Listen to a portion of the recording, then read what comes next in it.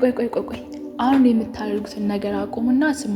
በዓለም ላይ ሄዳችሁ መመለስ የማትችሉበት መንግስት እንኳን የማይቆጣጠረው ቦታ አለ ብትባሉ ምን ታስባላችሁ? ኖይ ዛሬ የምነግራችሁ ስለ አንድ ደሴት ነው። እዚህ ደሴት ላይ እግርህን ካስቀመጥ ህይወት በዚህ ያከተመለት ዩር ላይፍ ኢዝ ኦቨር ብሎ ይህ ቦታ ሴንታይል ኢስላንድ ይባላል። ይቺ ደሴት ህንድ ውቅያኖስ ላይ ነው ያለችው። በውስጧ የሚኖሩ ሰዎች ለ60 ሺህ ዓመታት ያክል ከሰው ልጅ ጋር ግንኙነት የላቸውም።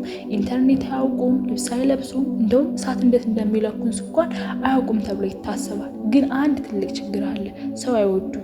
ዘ ሄት ፒፕልስ። ማንኛውም ጀልባ ወይም አውሮፕላን ካዩ ወደ አሁኑ በፈላጻ ይወጋሉ። እሺ ስማ፣ በ2018 ተፈጠረ መሰላችሁ?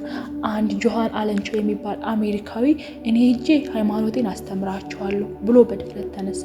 ጓደኞቹ አትሂድ ይገለዋል አሉት። እሱ ግን አልሰማም ብሎ በድብቅ ጀልባ ተከራይቶ ደሴቱን ላይ ወረደ። ምን ሆነ መሰላችሁ? ገና ዳርቻው ላይ እንደደረሰ በፈላጻ አወረዱት። ኦ ማይ ጋድ! አሳደው ገደሉት። አስከሬኑ እንኳን ማንም ሄዶ ማውጣት አልቻለም። ዛሬም ድረስ እስከዚህ ሰዓት እዛው ደሴት ላይ ነው ያለው። መንግስት ምን አለመሰላችሁ? እባካችሁ አትሄዱ፣ ብትሞቱ እንኳን ሬሳችሁን አናወጣም ብሎ አወጀ። ኢማጂን ዛት! እነዚህ ሰዎች ከዘመናዊ ዓለም ጋር ምንም ግንኙነት አይፈልጉም።